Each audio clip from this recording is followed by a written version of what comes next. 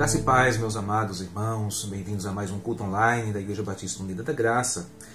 E hoje é dia 9, eu estou gravando essa mensagem num sábado, nós fazemos isso, postamos a mensagem no domingo, você provavelmente está assistindo já no dia 10, dia das mães, né, no domingo, mas eu estou gravando aqui no sábado, são 9 horas da noite, e você vai talvez me encontrar um pouco melancólico durante esta mensagem, essa ministração. Quinta-feira agora, né, acabamos perdendo meu tio, né, meu tio veio a falecer, irmão do meu pai. Isso nos impactou bastante, toda a família, né, estamos bem tristes, né, com essa situação toda. Cheguei a cogitar a possibilidade de não gravar este culto, mas eu me lembrei das palavras de Paulo, que diz que nós devemos pregar a tempo e fora de tempo, quer ocasião favorável ou não. E o apóstolo Paulo teve muitas ocasiões desfavoráveis, mas tinha algo primordial na vida dele, que era glorificar a Deus, evangelizar, pregar a palavra do Senhor. Então não podia deixar de fazer isso também, né, com vocês, que tem sido importante, né, essa mensagem para muitos de vocês. Eu não tenho um grupo grande de espectadores, de telespectadores, né, mas eu creio que mesmo que eu tivesse um só, eu faria o de melhor para que você fosse edificado com a ministração da palavra e com os louvores. Então, assim, hoje nós não teremos os louvores tradicionais. Eu estou gravando aqui na minha casa, no meu quarto. Eu quero ministrar uma palavra ao seu coração e quero encorajá-lo a ouvir essa mensagem, assistir essa mensagem até o fim. Eu estou pegando aqui o exemplo da Diana, a mulher de Eucana, mãe de Samuel. E ontem, enquanto eu li esse texto, o Senhor me deu muita coisa, muitas lições, né, na vida de Ana. Eu quero encorajá-lo a assistir essa mensagem até o fim. Você vai ser ricamente abençoado.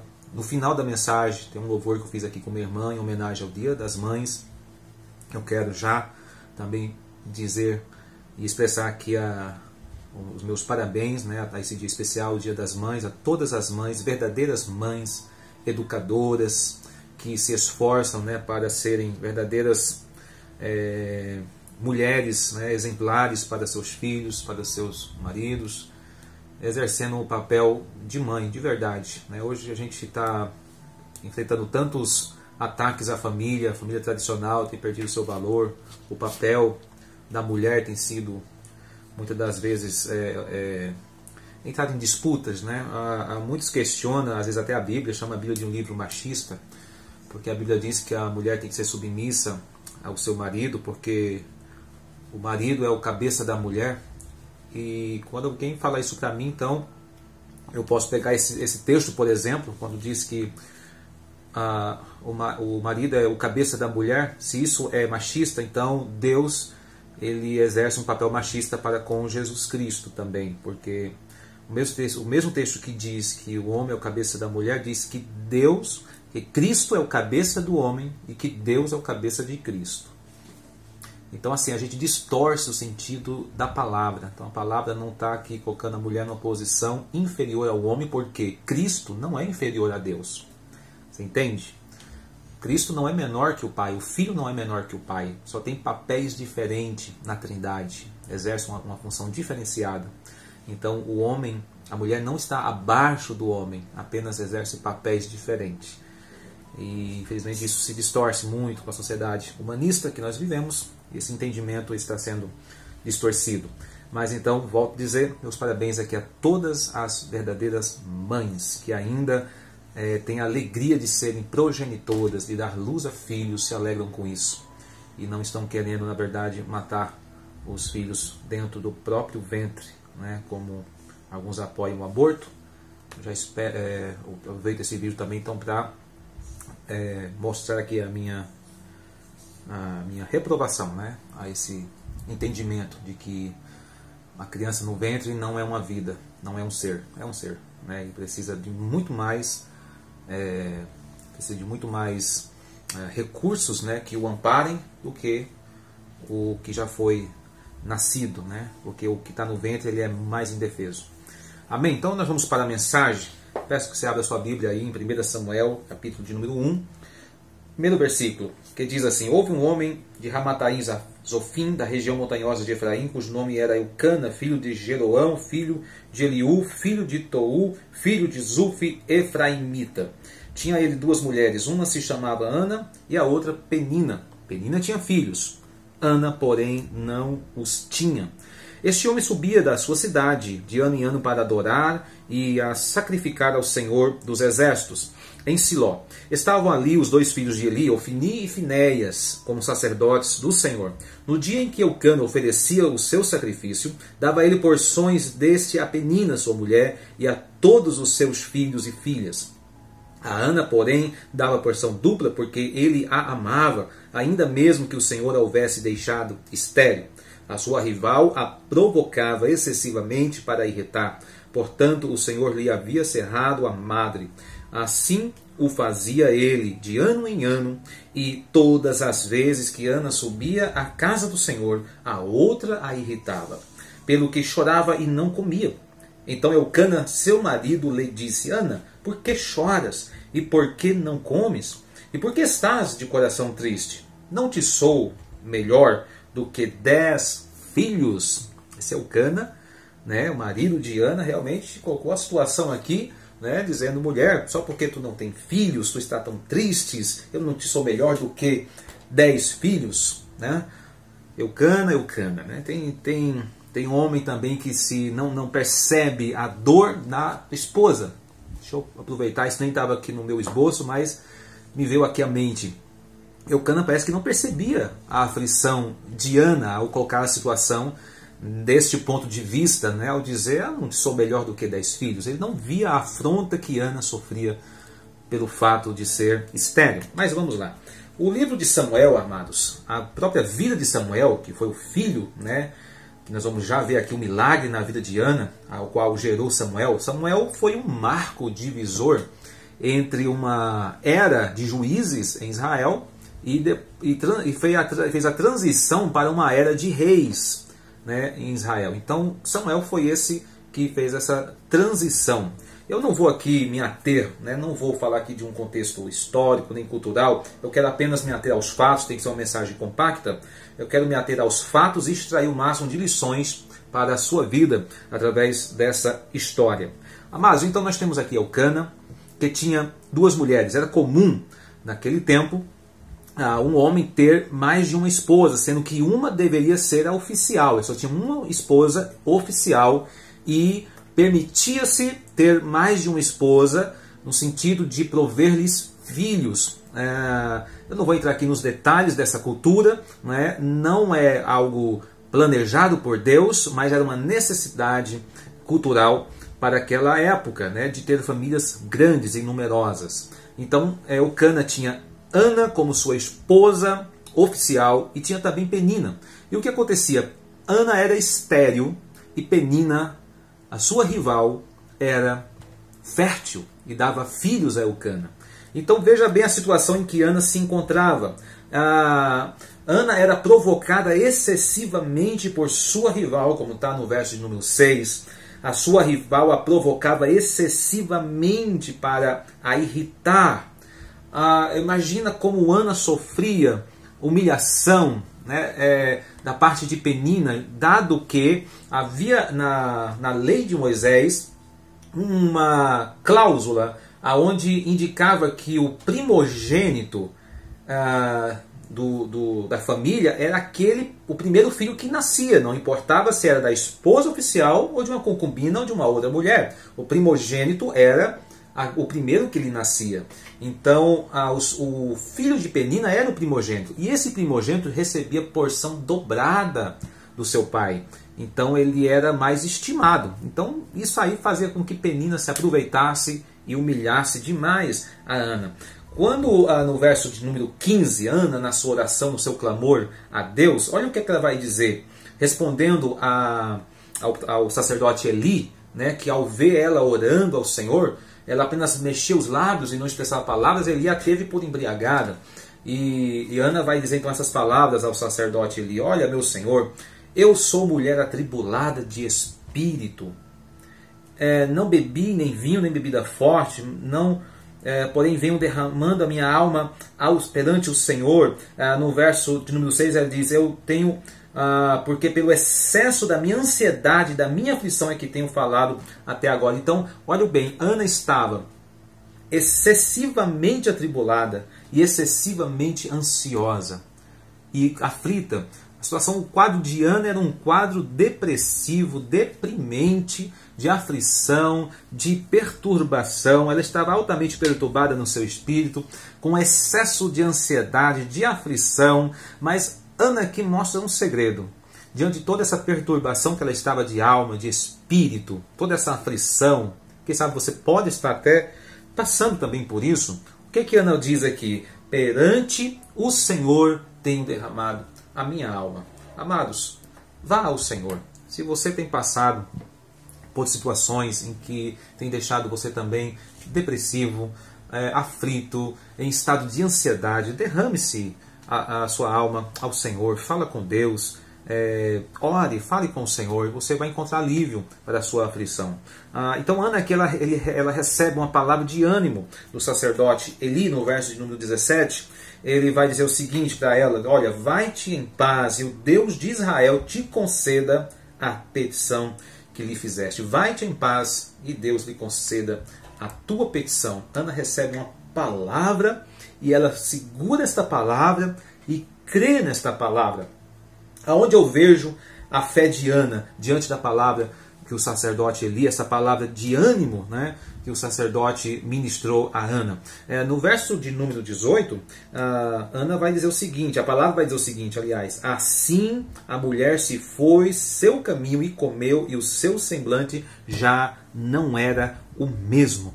Quando Ana recebe aquela palavra, ela encerra o seu jejum, ela encerra a sua oração, ela muda o semblante, né, como um sinal de que eu criei, eu recebi a palavra e eu creio que o Senhor vai responder à minha oração. Então Ana encerrou o jejum, né, dizendo assim, venci a guerra, venci a peleja, a minha oração foi atendida, eu fui respondida.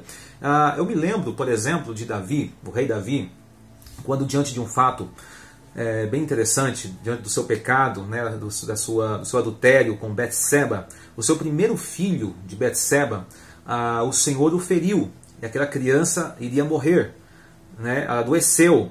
E Davi ali começou um jejum, uma oração, ele não comia, se vestiu de roupa, panos de saco, ele se prostrou no chão e todos tentavam reanimá-lo, e todos tentavam fazê-lo comer alguma coisa. 7 dias aquela criança esteve enferma para a morte, e Davi esteve em luta, em oração, em jejum, e pedindo ao Senhor pela vida da criança. E finalmente, depois de 7 dias, a criança morre.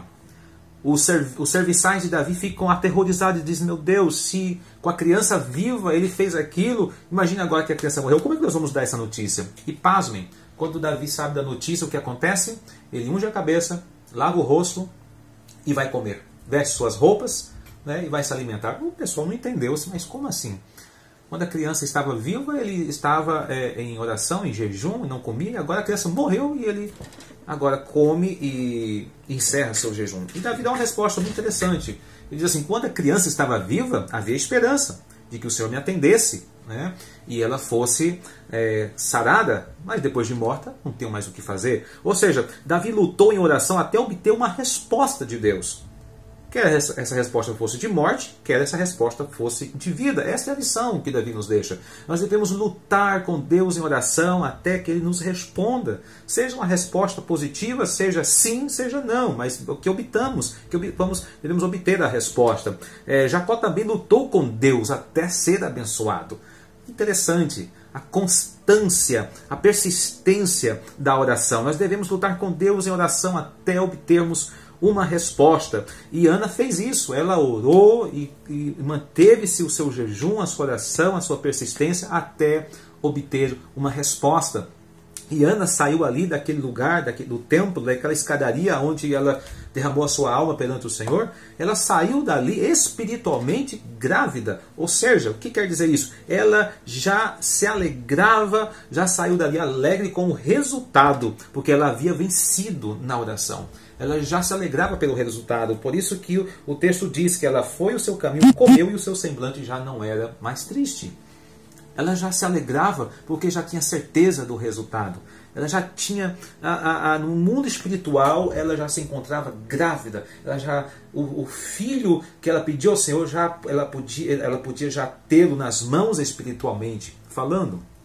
E agora veja, irmãos, uma coisa interessante. No verso de número 19 em diante, nós vemos que essa certeza de fé que Ana demonstra, né, na palavra que foi dita a ela não demonstra uma passividade. A certeza de fé de Ana não fez ela esperar passivamente por sua bênção. Ana era estéril, ela sabia que seu ventre não tinha vida, não tinha porquê então ela tentar engravidar. Mas no verso de número 19 diz que Eucana coabitou com Ana, ou seja, ela estava tentando engravidar.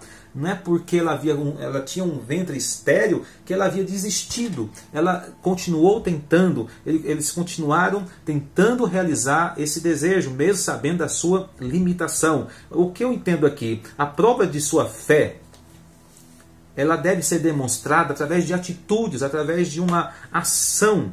Né? Ana, ela demonstrou a sua fé através da atitude de tentar continuar, de continuar tentando engravidar, mesmo sabendo que era estéril.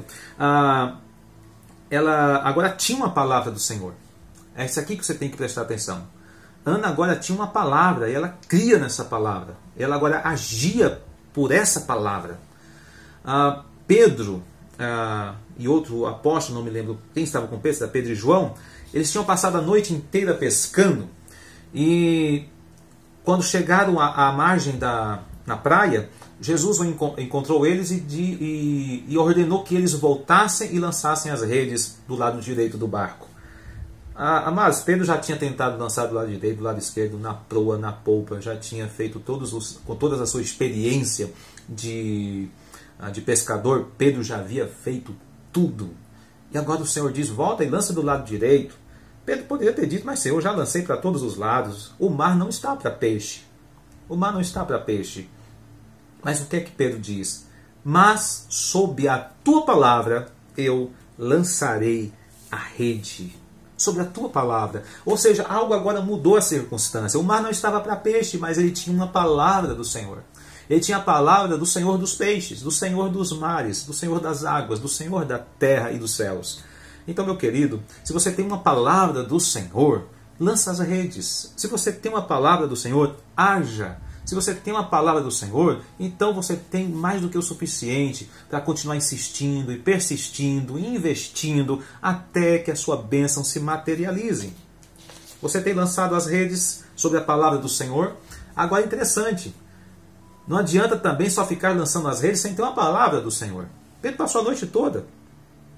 Então, meus amados, o segredo está em você ter uma palavra, em você ter uma direção do Senhor, em o Senhor apontar para você um alvo, um caminho e um rumo. Quando você tem no seu coração, no seu espírito, uma resposta de Deus, você então luta em cima daquela resposta.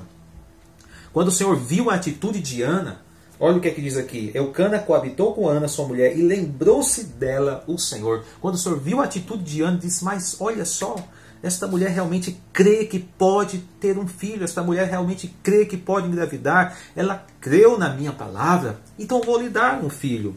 O Senhor viu a atitude de Ana, se alegrou com isso e lembrou-se dela. Amados, eu te convido a você ter essa mesma atitude de Ana. Insista, persista. Né? Tem pessoas que dizem que a gente tem que orar e agir. Né? Tem que orar, mas tem que ter ação. Até fazem aquela jogo de palavras, oração, orar mais ação. Amados, isso não é bíblico. Pasmem, mas isso não é bíblico. Na Bíblia não tem nenhum texto dizendo que você tem que orar e agir. Orar oração é uma conjunção de orar mais ação. Não existe isso. A oração é a maior ação que você pode fazer. A oração já é uma grande ação, e por não dizer a maior ação. É através da oração que nós somos habilitados, que abre-se a possibilidade de realizarmos outras ações menores, como fruto da ação maior, que é a oração. Então não coloque a oração em uma esfera tão pequena, como alguém dizendo, você tem que orar, mas tem que agir, como se a oração não fosse parte da ação. Ana só pôde agir porque ela havia orado e porque Deus havia respondido a sua oração. Isso a motivou a ela continuar agindo. Então, tudo começa com a oração. A oração é a maior ação que você pode fazer em rumo da sua bênção, de conquistar a sua bênção. Amém? Nós vemos depois no capítulo 2 que Samuel é lidado, né? Estou correndo aqui com os textos. Ana engravida, nos versos de número 26, 27, 28, Samuel é apresentado a Eli, né? Porque Ana fez um voto ao Senhor de entregar Samuel e consagrar ele como nazireu. Havia na lei de Moisés esse voto do nazireu, quando alguém consagrava o seu filho a obra do Senhor, né? Os cabelos não podiam ser cortados e tal. Então Ana faz esse voto, né? E entrega Samuel para servir ao Senhor por toda a sua vida. Então nós temos aqui no restante do capítulo 1, né? Essa Ana oferta Samuel no templo ao Senhor, para que servisse como sacerdote na casa do Senhor. E agora, amados, interessantíssimo, capítulo 2, nós temos o Cântico de Ana. Que coisa incrível! Eu convido a você a ler este capítulo 2 de Samuel. É algo incrível, maravilhoso esse texto. Não sei se é uma oração, se é um cântico, é tudo misturado, parece um salmo. Muitos dizem que esse texto é um salmo e tal. Eu sei que é maravilhoso. E nesse texto, Ana exalta a soberania de Deus. Ana exalta a soberania de Deus, como Deus pode reverter uma situação. Nos versos 5, capítulo 2, versos 5 em diante, ela vai dizer o seguinte: olha, os que antes eram fartos, hoje se alugam por pão. Ou seja, antes eram fartos, hoje se vendem como escravos pelo alimento. Mas os que andavam famintos não sofrem mais fome. Que inversão de situação, não é? Até a estéril tem 7 filhos. Ela está falando dela mesma. A experiência dela, eu era estéril, agora tenho filhos. E a que tinha muitos filhos, perde o vigor. A estéril passa a ser mãe de filhos. E aquela que tinha um ventre sadio, agora perdeu o vigor. Inverteu aqui, não foi? Inverteu a situação. E ela continua dizendo: o Senhor é o que tira a vida e a dá. Faz descer a sepultura e faz subir. O Senhor empobrece e enriquece.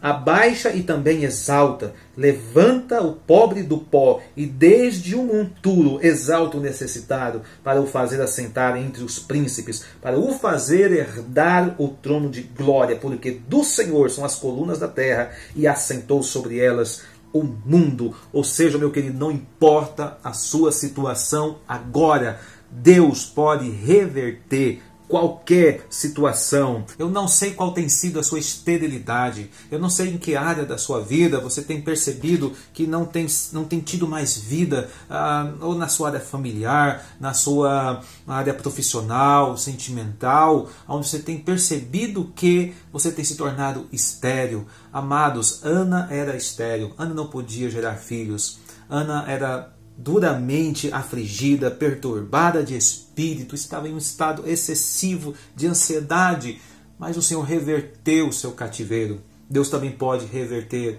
o seu cativeiro. Não importa a situação em que você está, Deus pode te levantar das cinzas. Deus pode te levantar, mesmo que você esteja numa situação que aos seus próprios olhos seja impossível de ser restaurada. Mas assim como através do profeta Ezequiel, no Vale de Ossos Secos, o Senhor ordenou que o profeta profetizasse sobre um vale de ossos ressequidos. E ali houve movimento, e ali houve vida. Eu não sei o estado da sua vida. Pode estar como aquele vale de ossos secos.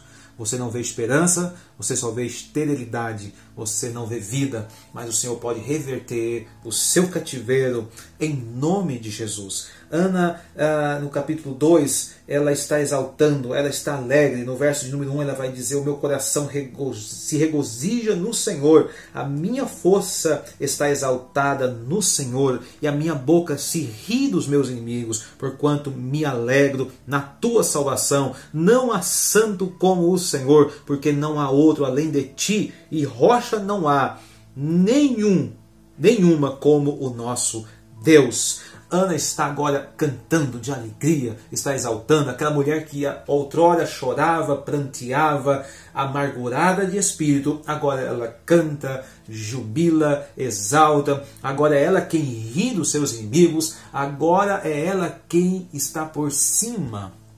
Ela não está mais por baixo. E aqui Ana faz um alerta muito sério. Ela diz para que o homem arrogante e orgulhoso, tome cuidado. Olha no verso de número 3. Não multipliques palavras de orgulho. Cuidado com o que você diz. Cuidado com palavras de orgulho, palavras arrogantes. Nem saiam coisas arrogantes da vossa boca. Penina, ela agiu dessa forma. Quem sabe Penina não entrou nesse quadro de, como ela diz no verso de número 6, daquela que tinha muitos filhos, agora perdeu o vigor. Quem sabe Penina se exaltou, quem sabe Penina se orgulhou, disse palavras de orgulho, de arrogância, e agora ela havia perdido o seu vigor. E aqui Ana está dando esse alerta: cuidado com as palavras de orgulho, de arrogância que sai da sua boca. Por quê? Porque o Senhor é o Deus da sabedoria e é Ele quem pesa todos os feitos na balança.